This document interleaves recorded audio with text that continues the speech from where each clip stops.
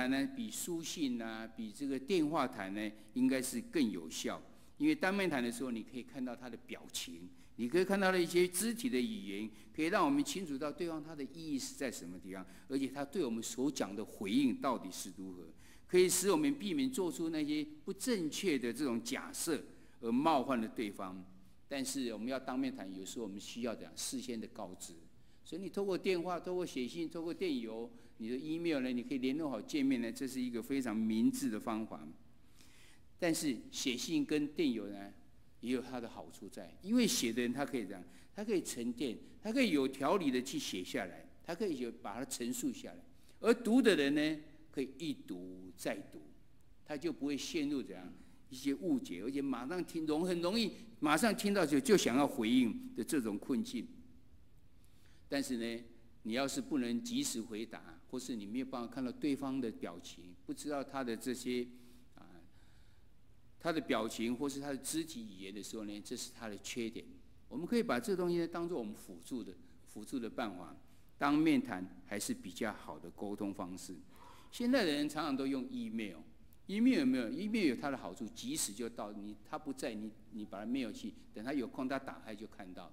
但是其实它有一个很大的缺点在，第一个是你没有办法，它是一个单向的告知你，你其实很多个误会你都还不，你只能从来没看到。第二个呢，有时候它是同时让很多人看到，所以传的人要非常小心。他只要将这件事情告诉他的时候呢，还没有得到澄清之前呢，不应该同时给副本很多人，都来不及解释或是怎样呢，这个问题就整个爆出来。所以当面谈还是比较有这种机会，我们可以去当面去解释很多的事情。第八个呢，我们要打动的是对方的心，不是这样，不是要断言他的错误。你最容易引起对方防卫的心，是你毫不留情面的这样指出对方你哪里错了。所以比较好的方法是这样，不要单刀直入，而是从旁切入，先赢得对方的信任，不要让对方马上产生的戒心。所以你可以用故事，用比喻，用发生在别人的事情上呢，这是一个很好的方式。所以我们讲到这，我们就知道怎样，像拿单，他去告诉大卫王他做错事情，他那个故事真的讲得精彩，他马上觉得说这个人太可恶了，而这个人是谁？就是你啊！他就让他非常的清楚能够看到。不管我们用怎样的方式呢，我们目的就是为了要抓住对方的注意力。我们越多打动他的心，越少断言他的不对的时候，你就越能够去沟通。这是第八个。第九个呢，我们要很清楚的去讲沟通，避免他的误解。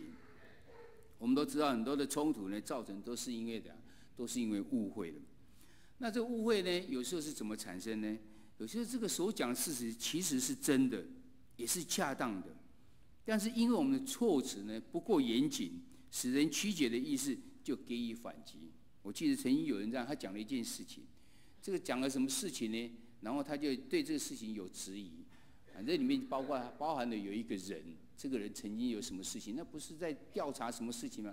然后那个人说我去查看看，查完回来就告诉没有这个事情呢。其实他要讲的是说有这件事情，但是这个人他并不牵涉在内，他应该讲这样子，但是他没有，他只讲我这样代志啊，没有这件事情，那对方当然就非常误解了。明明有，怎么会没有呢？原来是我们讲的不够怎样，不够严谨，不够谨慎之后，就被人家曲解掉了。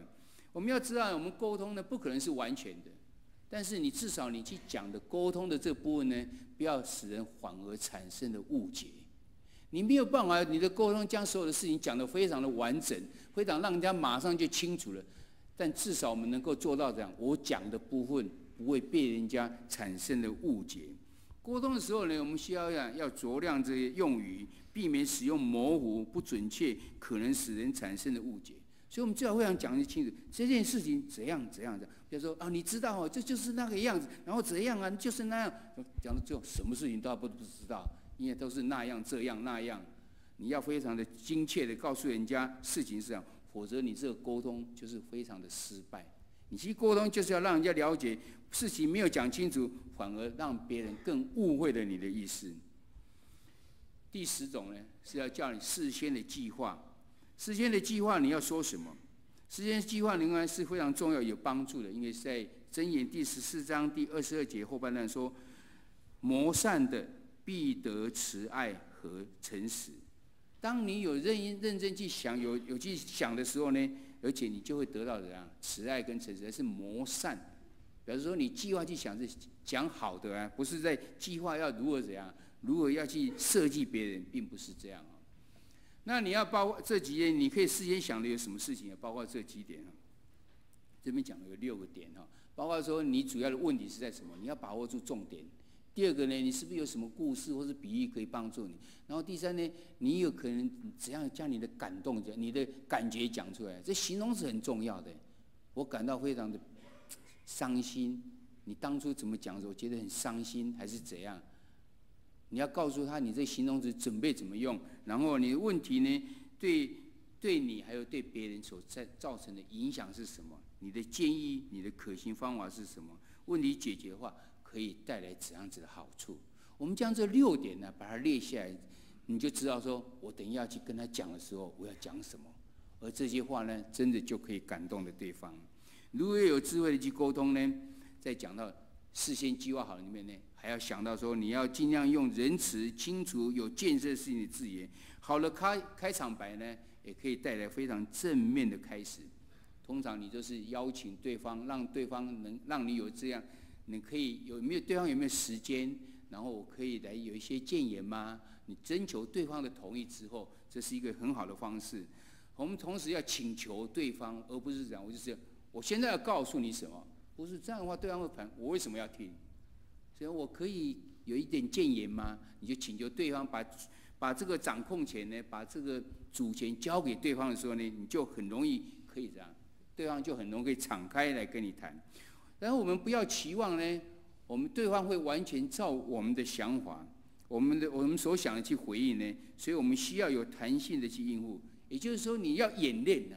你知道我这样去讲这些问题，他到底会怎么讲？所以告诉我们，你要是有一些亲近的朋友，你可以跟他练习有这种角色的扮演，你就来当那个我要去谈的人吧。好，我就开始跟你讲，你就可以用很多方法来问一些问题，然后我如何能够去回答这些问题呢？你要是有这种角色的扮演的时候，常常会带来的很大的成效。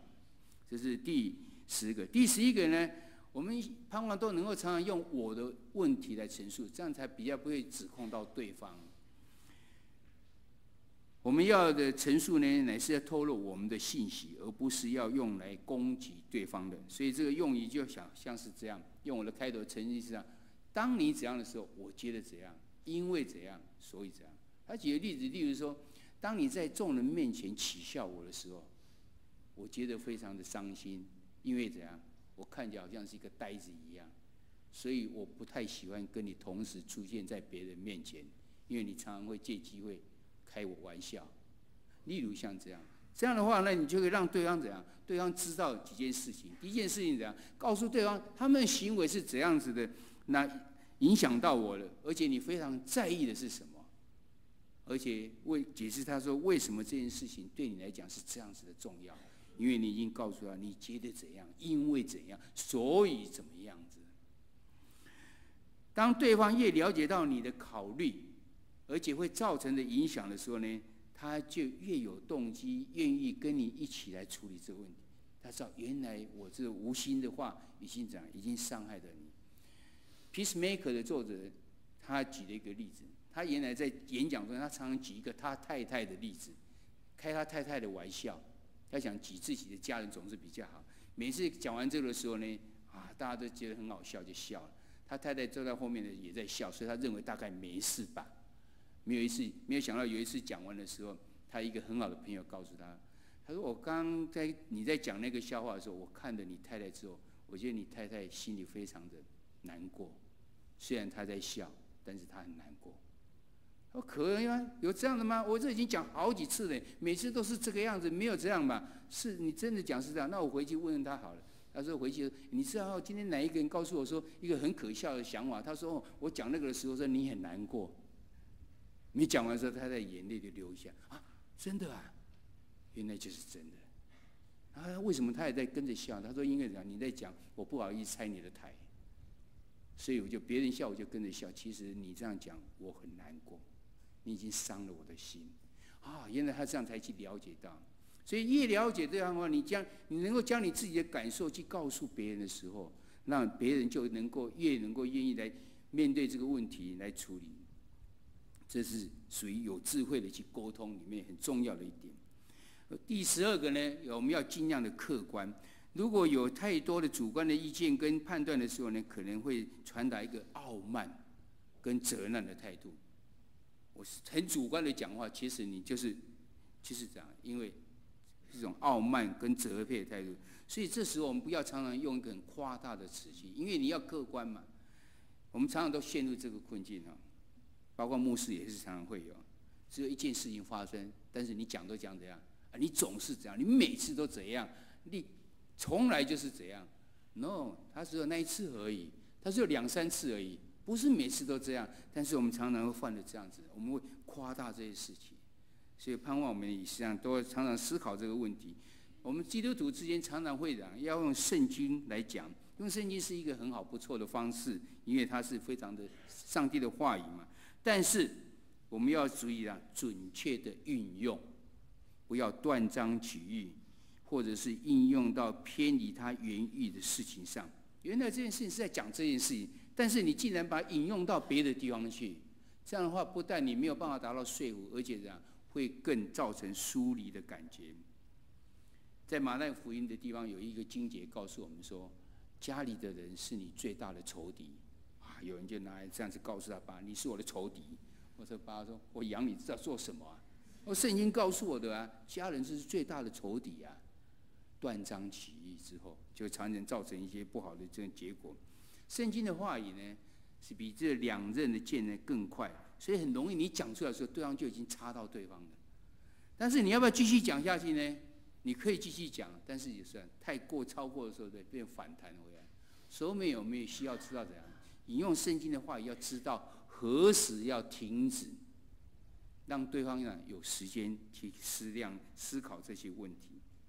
第14点，你要要求回馈，就是你讲这么多，你希望很有智慧的跟他的沟通的时候呢，那到底对方到底知道是怎样？所以我们需要有回馈呢，以便确定我们所说的呢有没有正确传导给人。我不知道讲到这，你能够明白我所讲的话吗？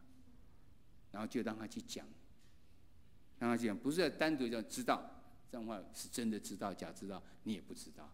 所以有机会呢，你可以要求他一些回馈。我们可以用提问题，用问题的方式呢，让它产生对话。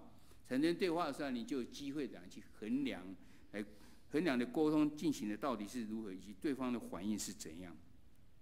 第15个，你最好能够提供解决的方案跟个人的判断，特别是有关生活上的问题的时候呢，你能够提供合理的解决方案呢，非常有利于能够解决沟通。当他有他的冲突发生的是没有办法，有什么问题？例如说要带小孩出去，明明大家都很忙，在上课已经要上班时间，就碰到这时候，那就开始起了冲突。你是不是要解决这冲突？你也告诉他，我们是不是可以试着怎么样子来做？那就是提出一个解决的方案出来。你要让人能够清楚的了解你的建议只是一个开始，而不是一定要这样子。然后你拿出来讲之后呢，大家就可以开始一起来讨论，把这个问题讲出来。提供对话的机会跟理性的思考越多的时候，人家就越不会固执的。他知道你有这敞开的心，你愿意来讨论的时候，他就越不会坚持自己的想法。最后一个，你要有智慧去跟别人沟通，要知道自己是有限的，你没有办法解决所有的问题的，只有神才有办法解决所有问题。神能够鉴察人心，带来悔改，我们能完成的是非常的有限。在提摩太后书2章24节这边告诉我们我们可以回去自己看。然后呢，神要我们专注在你有没有忠心的服事，它的结果不是你要承担，就像传福音一样，神要我们去传福音，你只要有传，你已经尽到你的责任，其他就是圣灵所做的工。你不一定他对方一定要信或者不信的话，不用把这个当成是你的责任。一样，神要我们去跟人有智慧去跟别人谈的时候呢，神看到你的是你的爱心，你是不是真的出于爱去做这件事情？所以你是看你的忠心服事还是这样，并不是要看你的结果。只要我们用祷告的心去预备，用爱心